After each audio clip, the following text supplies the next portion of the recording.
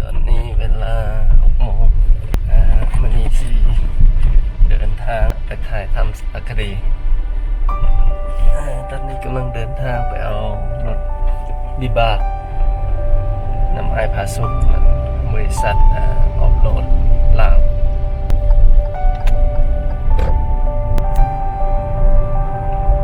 มาซื้อเสบียงให้ไอ้น้องคนใหญ่ซ่องคนน้อย6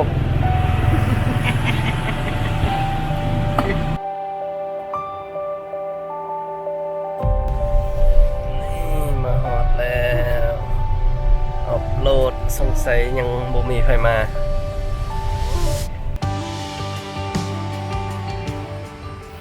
สบายดีทุกคนเนาะมื้อนี้ก็ตื่นเช้ากันได้นิดนึงเนาะเพราะว่ามื้อนี้นี่พวกเราเตรียมตัวที่ว่าจะไปบ้านปู่ปอดเนาะแล้วก็มื้อนี้ผมเดินทางสตากรรมนำกันเนาะ บีบกองกับตัวได้ตัวนี้วะซาบาท1 2 3บีบเนี่ยไม่มีไอ้ยอยเนาะก็สร้างห้ากระตื่น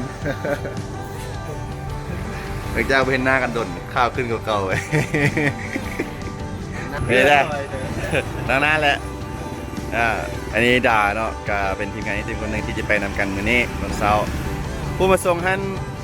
เถื่อนเลี้ยวมากกูเป็นผู้นี้เว้ยคนเดียวกันอยู่อะสบายดีเคยขี่ตัวรถอยู่อะย่อย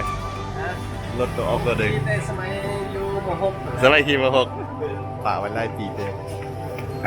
เดี๋ยวเขาเข้าเบื้องทางด้านไหนเนาะนี่ออฟโรดลาวโอ้ขันใหญ่แท้นี่ก็คือว่าเป็นข้างทำอิฐเช่นกันเนาะที่ค่อยจะได้ขี่รถอันนี้รถยังก่อน รถวีบากรถวีบากนะนี่เดี๋ยวเรามาเบิ้งรถก่อนที่เราจะเอาไปมื้อนี้นี่โอ้ยเบิ้งรถกับคนละไซส์เลยไหมยังไงน้ำมันเต็มอยู่อ่ะโอเคเพราะว่าไปทางนั้นค่อนข้างมันค่อนข้างโบปอยดีไปได้เนาะก็ต้องเลยใส่รถสตาร์ทอย่างซีแหละในการลุยต้องได้เบิ่งว่ามันสตาร์ทที่บนได้ก่อนโอเคผมเคยขี่จักเทื่อครับ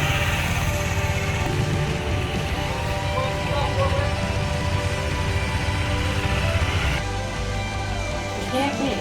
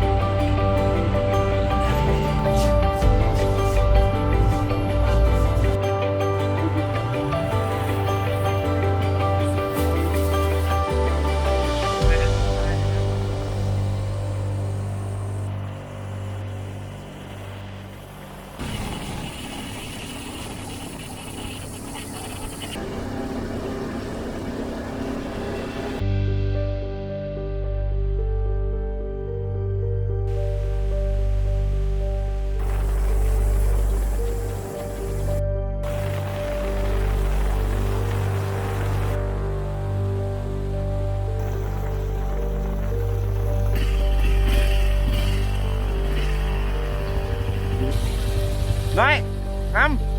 ทางนี้ไปได้ป่ะโค้งทางนี้ไปได้ป่ะ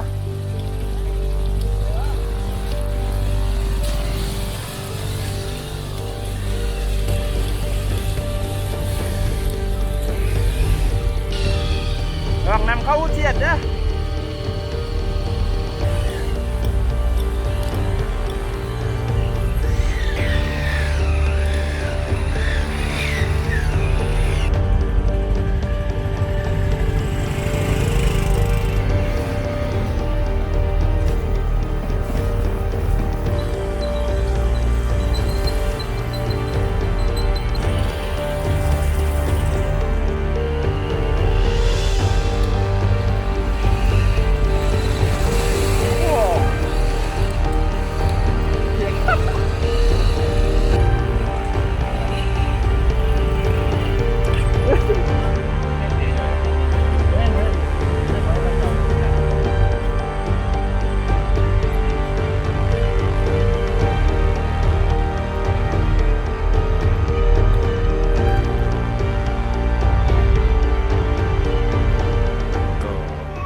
สำหรับเมื่อกี้เนาะก็ผ่านไปกับ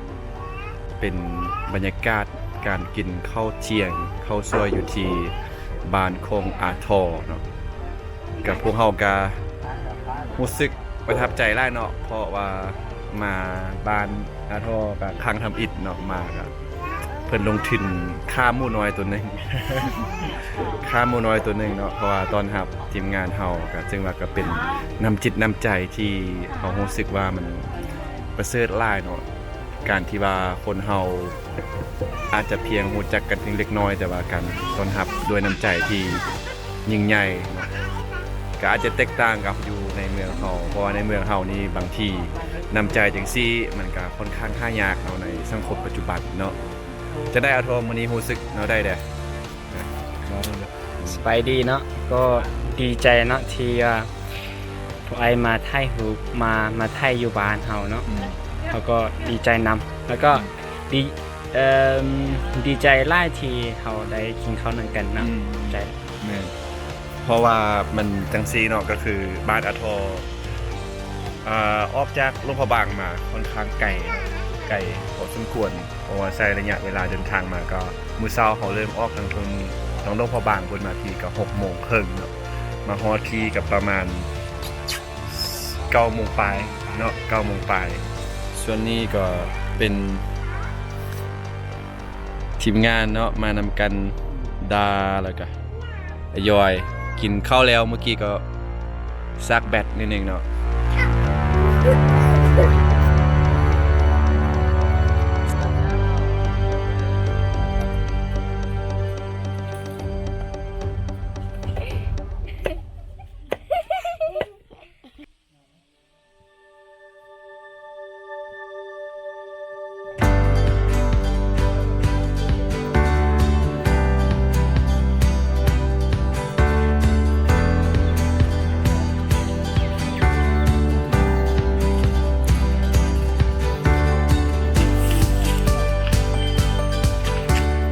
สำหรับตอนนี้เนาะพวกเรา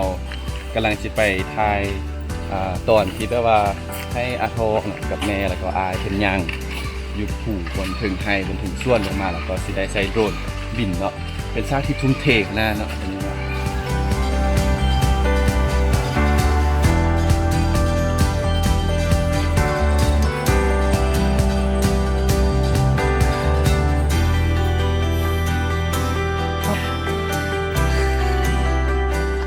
เป็นการเดินทางที่เมื่อย